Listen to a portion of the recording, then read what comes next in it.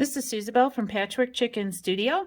I thought I would show you how I thread up my Singer 319, which I'm using to make bowl cozies today. So I have I'm going to start with a bobbin, and my bobbin's already wound. I do have a cute little video on how my external bobbin winder works. It's really kind of cool. And so I want to get this bobbin in, and it's a front loading bobbin, goes straight in there. I'm going to drop my bobbin into my bobbin case, and then I'm going to pull the thread to see if it's turning the right direction. And I'm going to tell you right now it's not. So that it needs to turn clockwise, not counterclockwise. So I'm going to take it out, flip it over, and try that again. Whoa, there we go. So there's a little slot right here next to the tension adjustment. The thread goes down in that slot and then up through this hook right here.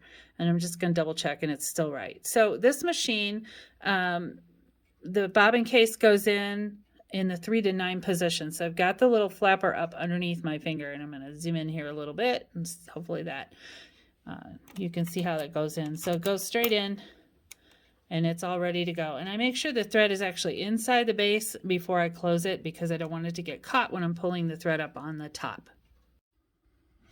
So I have my bobbin in. I put the machine back down in its base. And I'm going to go through the threading on this machine so you know how everything works. And so I'm going to give a little zoom in here to all the parts we're going to look at. And first of all is the spool pins. And so you can see these spool pins are kind of short. That's pretty common. And I'm using cross-wound thread, which means it comes off up and down instead of coming straight off and just moving down slowly.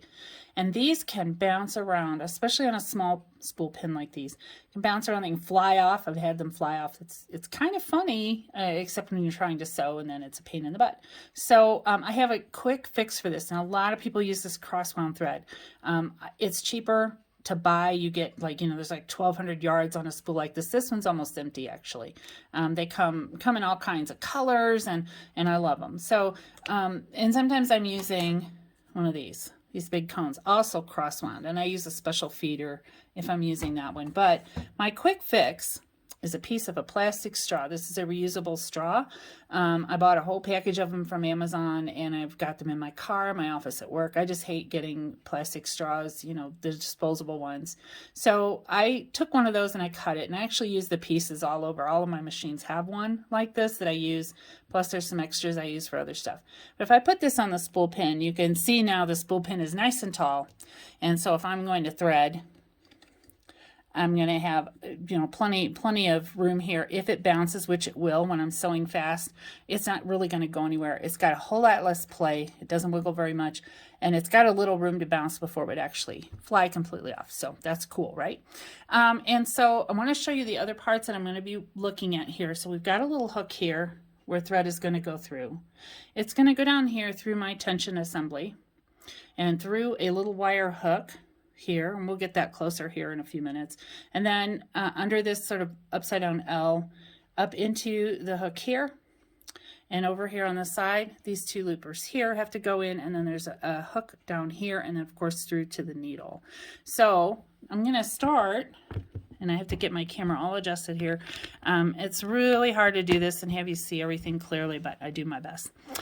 So anyway, this little hook, and it's really simple. It just has a little loop, kind of like a hook, just sticks up. And I just want to get my thread underneath there. So I'm going to go ahead and get my thread underneath there so you can see it's in there. Okay. And then I'm going to work with my tension unit. So my tension is what makes lock stitching actually work. And so the tension has, and this one looks like it has 3 discs, but it really only has 2. The other one is just like a washer. These tension discs hold the thread and give you the right tension. So when it's going down through here and picking up the bobbin thread, you're getting a good cross, good lock stitch on it. So I'm going to go ahead and go through my tension discs here.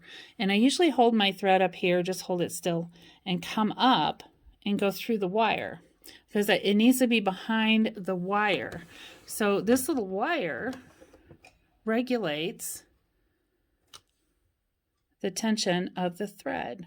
So it has to be behind this little wire. If your tension unit is missing that little wire, you got something wrong there. Almost all machines have that little tensioner wire, and the thread needs to be behind there. Now this is sort of an L shape, upside down L shape here, and I'm going to put my thread under there, and then moving up and adjust my camera here again.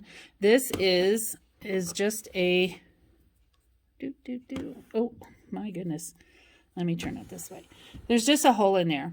I have a Kenmore that actually has a slot, so you can just kind of pull it through. But most of them have this little eye, and it's not like a needle eye. It's really big. You can see there's a big hole there. And so once I get it in there, you can see my thread is going from this hook here through the tension unit over the wire under this L-shaped bracket here, up and through this. And this is the part that goes up and down when it's sewing. So that combined with this little spring is what makes your tension work. So over here on the side, I have these two hooks that need to go, the thread needs to go in here. And I don't have to run it through the top. I'm not threading a needle. They just are open on the back. And so I can just pull them through. And so now that thread is there. And then down here we come to the fun part, right?